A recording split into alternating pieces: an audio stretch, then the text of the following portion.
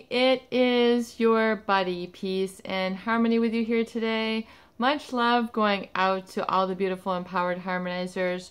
We're zooming in and focusing in on a great viewer question, and that is how to handle a smear campaign. When someone is coming at you with negative or most likely false pathological statements. In other words, false lies that they are trying to make up some sort of dirt on you, something about your character flaws, what you've done, what you've said, trying to make you out to be the bad guy, the bad girl. And, they're just keeping you like a whipping post, a whipping boy, a whipping girl. And you're sick and tired of it. You're sick and tired of having to always struggle and contend and fight this off.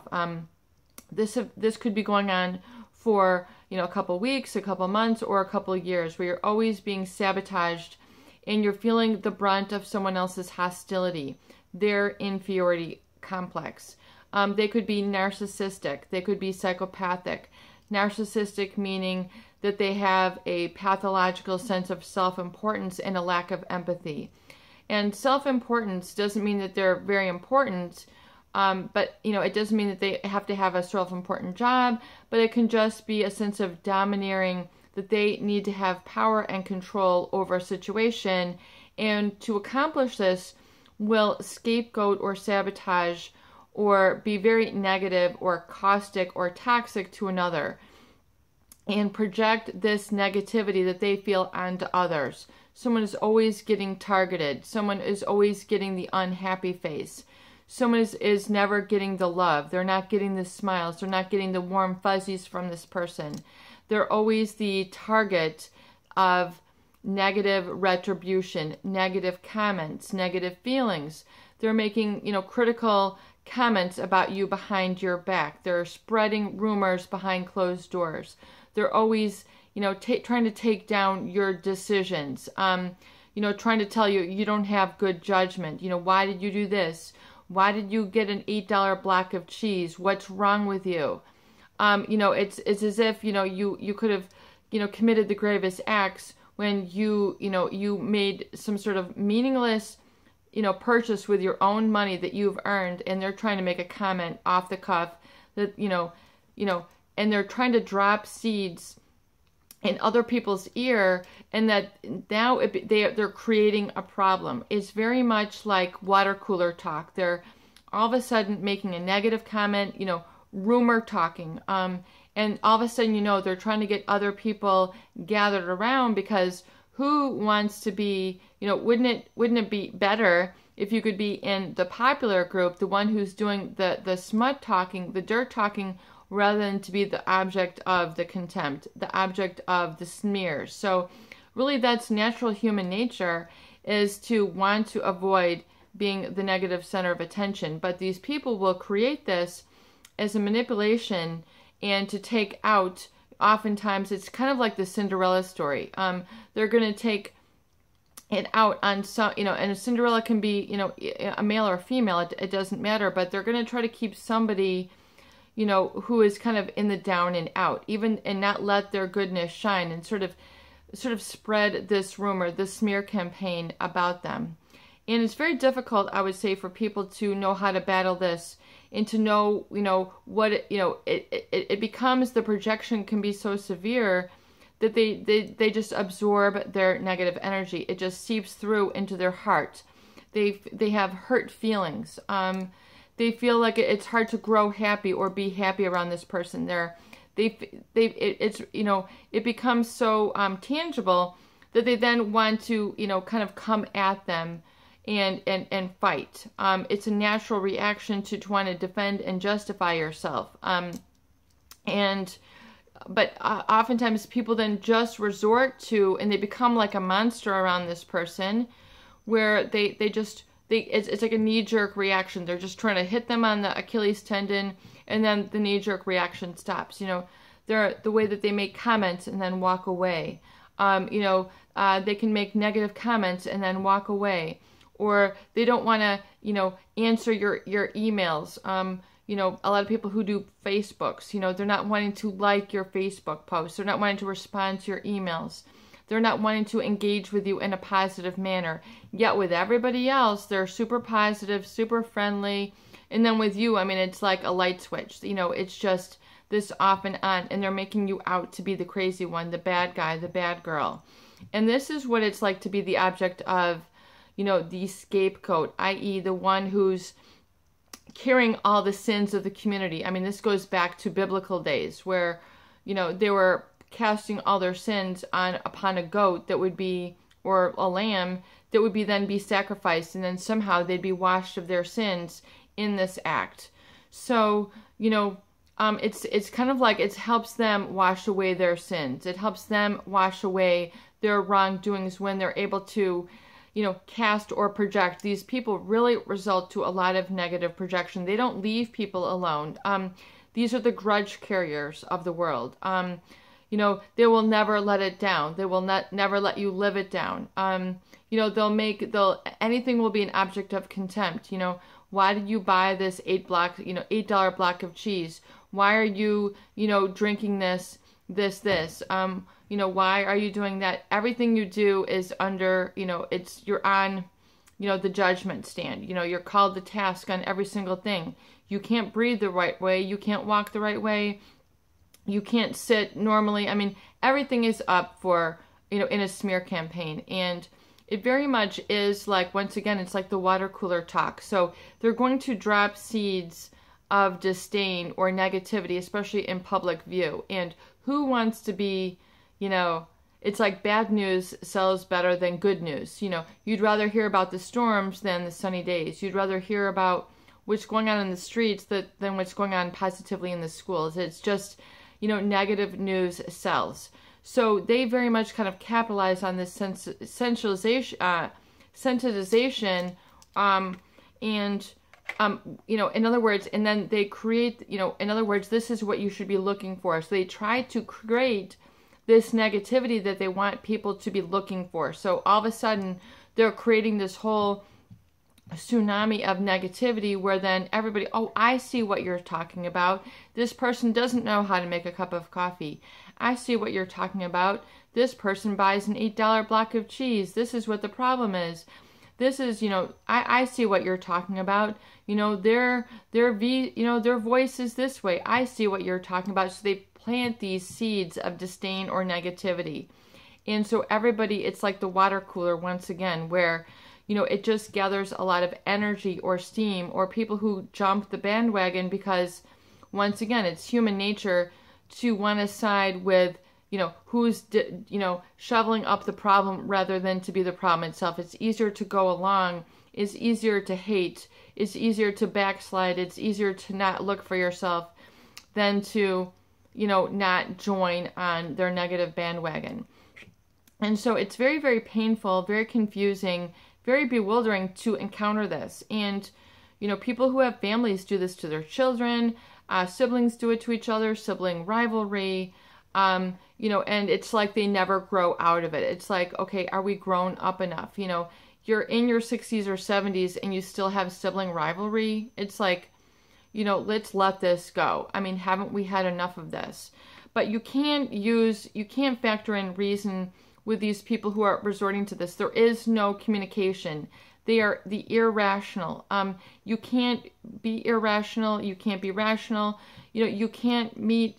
It's not wise to meet their negative energy with more negative energy. It's not wise to meet their force with a counter force. It's not wise to go to task and yell, cajole, resort to their tactics, go on their level.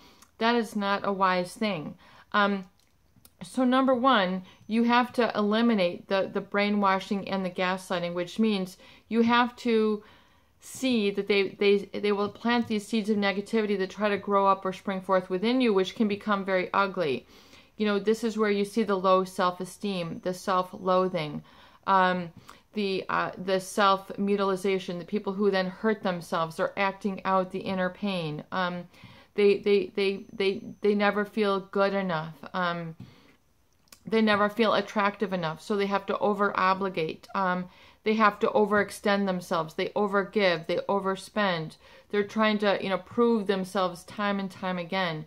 it becomes very much of a struggle, and they feel that they can't just be loved for who they are, just for a state of being.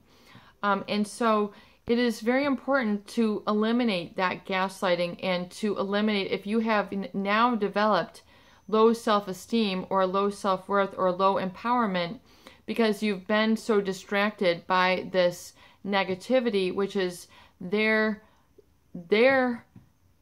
insecurity. It is their weakness. If you've been so distracted by their weakness, which is played out or become manifest in this way, it is important that you stop attending to their needs and stop, feeding that negativity within you, and stop absorbing that negative energy, which a lot of people then carry around in their emotions and their thoughts and their body. It plays out in many different ways into all areas of your life. So it's so very important for you to really understand, once again, boundaries and standards. So it is to realize that you don't own this negativity. Don't allow this to corrupt your own, internal, what I call your internal real estate. Don't allow graffiti to come on the building. Don't allow your place to be vandalized, demolished by these comments, these looks, this energy. You need to deflect it back to them. And as we're saying in the previous video, the feeling is mutual. That's all you have to say. That's all you have to say to yourself. If you need to come back at them with a statement, I think that is a very good way for you to give it back to them. It's not, you don't even need to say right back at you, because those are words of sparring. Those are words of fighting. You have your dukes up. You need to be able to relax the energy in your hands. The feeling is mutual. And just let it go. Make a statement within yourself, and so that you don't, and also, it's very important for you to develop very positive, clean, clear, positive self-talk as a result of this encounter, and give it back to them. As Florence Scovel-Shinn says in The Game of Life, never underestimate the power of words, and words are law. And you need to cast it into, psychologist William James also, talks about this in his book. But it's very important for you to then cast it on the Christ within. In other words, give it over to the divine. Give it over to the Great Spirit. Give it over to that from which we've all come, and let them handle that. Don't try to make this your job and then glory to try to somehow, solve their problems and then somehow be able to, resolve this. If it keeps coming at you, why try to go up against it? There's a feeling of loss and grief from this, which can be very dynamic, a very profound grief. And so it is to say, it is to declare your boundaries and, have your boundaries where you are and your reality is. Develop a richer inner life, but you really need to have these tools in advance. You really need to have these tools so that you know how to deal with them energetically within you, because oftentimes people then, I know after their family situations, they're ruminating about things. It's playing over and over again. Oh, they did this. Oh, they didn't do that. Oh, they said this. Oh, they looked this way. It's just taking up stock in your internal real estate. It's just like allowing the vandal in the front door. Here, just demolish the place. Have at it. Let me send you a spray can. Let me give you a spray can. It's like you're opening the doors for just bringing out the worst. And it can get very ugly and very monstrous. And, your energy is so precious that you don't need to cast it, as a lot of viewers say, your pearls at swine. Your inner real estate, your inner positive feeling. You don't need to give any more time to this, any more energy. Jewel says, no longer lend your strength to that which you wish to be free from.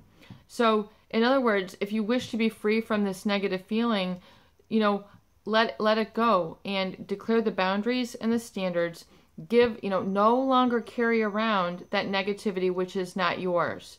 Begin to remove it from your energetic vibration, from your aura, from your heart, from your mind, from your body.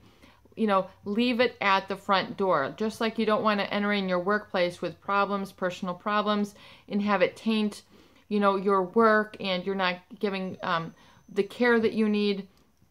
For and very in like terms, don't take on the energy from these people that are trying to, you know, the cause that's created this effect is because it's easier for them to waffle over and walk over somebody who is weak. So it's just like a very pre-calculated, premeditated, very textbook manipulation. I mean, it gets, you know, very, very silly. So unfortunately, if this is a family member, you just have to let them go. That's just how they are. It's going to be a personality conflict. You know, you're the bigger person by trying to want better. And so the bigger person you are, if you can give yourself some sort of, you know, honor that within yourself and realize, you know, your strength that you've put up with it this long, but it's very important for you to declare the boundaries and the standards, realize that you're the bigger person just by letting it go and not, you know, not taking what they say at face value. Take it with a grain of salt. Know that it comes from a wounded, insecure place with them. That's why they resort to these tactics. And don't double guess yourself, you know, subject yourself to this. It's just a way for them to, you know, get more of an ego feed. It's a way for them to be more opportunistic. It's a way for them to weaken the other so they can yank them out of the picture and just see, I told you so. It's like beating somebody else up and saying, see, look, you're on the ground. I told you so. It's a self-creating prophecy. Don't be part of that cycle. Step out and do not adhere. Don't get, you know, don't attach to their negative energy. Don't perpetuate this. It's your buddy, Peace and Harmony, with you here today, and I hope that these videos do help. Please share and please subscribe for more great tools, videos, discussion, and support.